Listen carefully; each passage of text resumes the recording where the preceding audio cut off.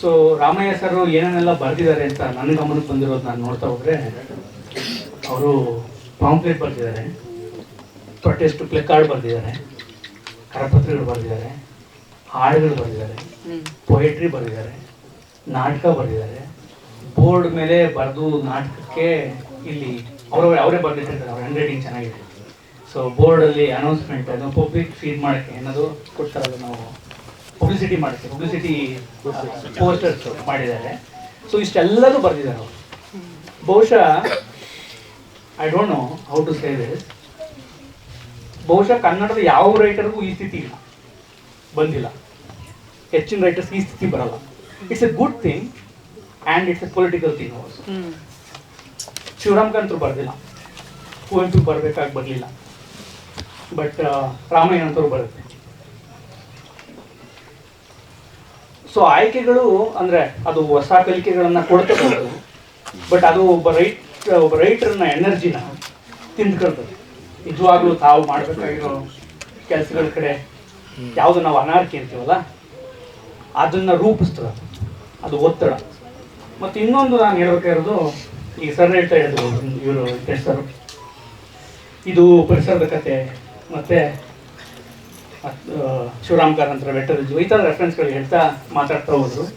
ಬಹುಶಃ ಗ್ರಾಮಗಳನ್ನು ನೋಡ್ಬೇಕಾದ್ರೆ, ಪರಿಸರವನ್ನು ನೋಡ್ಬೇಕಾದ್ರೆ ಆ ಯಾವುದೇ ರೈಟರ್ಗಳಿಗೂ ಇಲ್ಲದೆ ಇದ್ದಂಥ ಒತ್ತಡ ಈ ರೈಟರಿಗೆ, ಅದು ಭೇದದ ಒತ್ತಡ,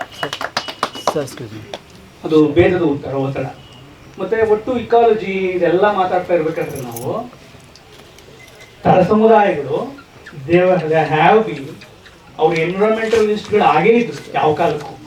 ಆದರೆ ಆ ಜ್ಞಾನವನ್ನು ಎನ್ವಿರಾನ್ಮೆಂಟಲಿಸ್ಟ್ಗಳು ಅವರು ಅಂತ ಗುರುತಿಸದೇ ಇರುವಂಥ ಸ್ಥಿತಿ ನಿರ್ಮಾಣ ಆಗಿದೆ. ಇವತ್ತು ಕೂಡ ಈ ನ್ಯಾಚುರಲ್ ಸೈನ್ಸ್ ಬಗ್ಗೆ ಮಾತಾಡ್ತಿರೋರು, ಇಕಾಲಜಿ ಬಗ್ಗೆ ಮಾತಾಡ್ತಿರೋರು, ನೀರಿನ ಬಗ್ಗೆ ಮಾತಾಡ್ತಿರೋರು, ಗಿಡದ ಬಗ್ಗೆ ಮಾತಾಡ್ತಿರೋರು, ಇದನ್ನ ಜ್ಞಾನ ಅಂತ ಪರಿಗಣಿಸಿ ಮಾತಾಡ್ತಿರೋದು ಕಡಿಮೆ ಪ್ರಮಾಣ. ಈಗ ಶುರುವಾಗಿದೆ. ಇದು ಭಾಳ ಇಂಪಾರ್ಟೆಂಟ್ ಆದ ಸಂಗತಿ ಅಂತ ನನಗನ್ಸುತ್ತೆ. ಆಮೇಲೆ ನನಗೆ ಇನ್ನೂ ಮುಖ್ಯ ಈ ಜಾಗ, ಯಾಕೆಂದರೆ ರಾಮಯ್ಯನವರ ಬಹಳ ದೊಡ್ಡ ಅಬ್ಸೆಷನ್ ನನಗನ್ಸೋದು ಅವರು ಇರುವ ನೆಲ ಅಥವಾ ಅವರು ಭಾವಿಸುವ ನೆಲ. ನಾವು ಒಂದು 7-8 ವರ್ಷದ ಹಿಂದೆ ಈ ಜಾಗ ನೋಡಿದ್ರೆ ಈ ಯಾವ ಗಿಡಗಳು ಇರಲಿಲ್ಲ, ಇಷ್ಟು ಗಿಡಗಳಿರಲಿಲ್ಲ, ಇಷ್ಟು ನೆರಳಿರಲಿಲ್ಲ, ಇಷ್ಟು ಹೂವುಗಳಿರಲಿಲ್ಲ, ಇಷ್ಟೊಂದು ಮಕ್ಕಳಿರಲಿಲ್ಲ. This is also is vision and contribution. ಆಮೇಲೆ ಕಲಿಕೆಯ ಬಗ್ಗೆ ಯಾವುದೇ ಕಲಿಕೆಯ ಬಗ್ಗೆ ಆಸಕ್ತಿ ಇರುವ, ಕಲಿಕೆಯ ಬಗ್ಗೆ, ಕಲಿಸುವ ಬಗ್ಗೆ ಅಲ್ಲ, ಕಲಿಯುವ ಬಗ್ಗೆ, ಕಲಿಕೆಯ ಬಗ್ಗೆ ಆಸಕ್ತಿ ಇರುವ ಯಾರೂ ಕೂಡ ತಮಗೆ ಬೇಕಾದ ಪೆಡಗಾಜಿಯನ್ನು ತಾವೇ ಸೃಷ್ಟಿಸ್ಕೋಬೇಕು ಅನ್ನುವ ಒಂದು ವಿಷನನ್ನು ರಾಮಯ್ಯ ಸರ್ ಲೇಖನಗಳು ಕೊಡ್ತಾನೆ ಹೋಗ್ತಾರೆ. ಈಗ ಯಾರಿಗೆ ಯಾವುದ್ರ ಬಗ್ಗೆ ಕಲಿಬೇಕು ಅಂದರೂ ಕೂಡ ಅದ್ರ ಬಗ್ಗೆ ಒಂದು ಹೊಸ ಥರದ ಕಲಿಕೆಯನ್ನು ನೀವೇ ಬೇಕಾದ ಪಾಠಗಳನ್ನು ನೀವೇ ಕಂಡುಕೋಬೇಕು ಅನ್ನುವುದು ಬಹುಶಃ ಇದು ಇಡೀ ಜಗತ್ತಿನ ಪೆಡಗಾಜಿ ಕಾಂಟೆಕ್ಸ್ಟ್ಗೆ ಸಿಗುತ್ತಿರುವ ಹೊಸ ವಿಷನ್. ಈಗ 70s 80s ಆದ ನಂತರ ಬಂದಿರೋ ಫಾಲೋ ಫ್ರೈರಿ ನಂತರ ಬಂದಿರೋ ಪೆಡಗಾಗ್ಗಳು ಇವರೆಲ್ಲ ಮಾತಾಡ್ತಿರೋ ಸಂಗತಿಗಳಿಗೆ ಈ ಸಂಗತಿಗಳು ಇವತ್ತು ನಾವು ಬೇರೆ ಬೇರೆ ರೀತಿಯಲ್ಲಿ ಮಾತಾಡುತ್ತಾ ಹೋದರೆ ಇದು ಜಗತ್ತಿನ ಎಜುಕೇಷನ್ಗೆ ಒಂದು ಹೊಸ ರೀತಿಯ ನೋಟವನ್ನು ಕೊಡುತ್ತದೆ. ಈವನ್ ಲೈಕ್ ನಾವು ಯಾವುದನ್ನು ಇವತ್ತು ಎರಡು ಮೂರು ಸಂಗತಿಗಳಿವೆ. ಜಾತಿ ಬಗ್ಗೆ ಮಾತಾಡೋರು ಮತ್ತು ಹ್ಯುಮ್ಯಾನಿಟಿ ಬಗ್ಗೆ ಮಾತಾಡೋರು.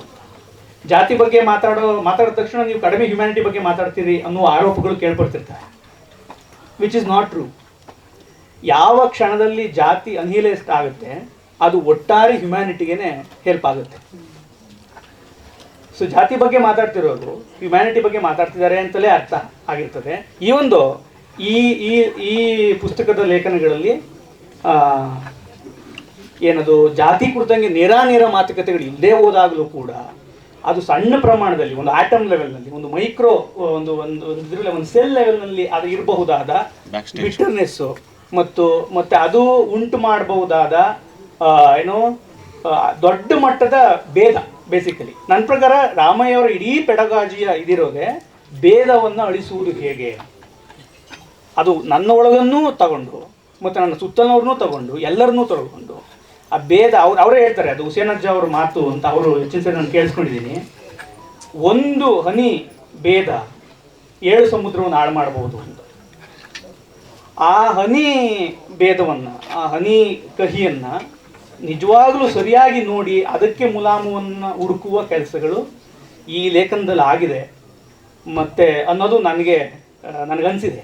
ಈ ಲೇಖನದಲ್ಲಿ ಅಷ್ಟೇ ಅಲ್ಲ, ಅವರು ಒಟ್ಟು ಲೇಖನಗಳಲ್ಲಿ, ಒಟ್ಟು ಬರಹದಲ್ಲಿ ಅದಿದೆ ಅಂತ. ಮತ್ತು ಥ್ಯಾಂಕ್ ಯು. ನನಗೆ ಏನಕ್ಕೆ ಥ್ಯಾಂಕ್ಸ್ ಹೇಳಬೇಕು ಅಂದರೆ, ಅವರು ಪದೇ ಪದೇ ಅಂತಿದ್ದಾರೆ, ಆ ಪದಗಳನ್ನು ಬೇಯಿಸೋ ಪ್ರೋಸೆಸ್ನಲ್ಲಿ ನಾನು ತುಂಬ ಕಲ್ತೀನಿ. ಅದನ್ನು ಬಗೀತಾ, ಅದನ್ನ ಓದ್ತಾ, ಇದು ಮಾಡ್ತಾ. ಆಮೇಲೆ ನನಗೆ ಭಾಳ ಮುಜುಗರ ತರಿಸೋ ಸಂಗತಿ, ನನ್ನ ಹೆಸರು ಅವಶ್ಯಕತೆ ಇಲ್ಲದೇ ಇದ್ದರೂ ಮುಂದೆ ನನ್ನ ಹೆಸರು ಹಾಕಿದ್ದಾರೆ. ಅದಕ್ಕೆ ಅದು ನನಗೆ I don't know how to respond to that. Thank you.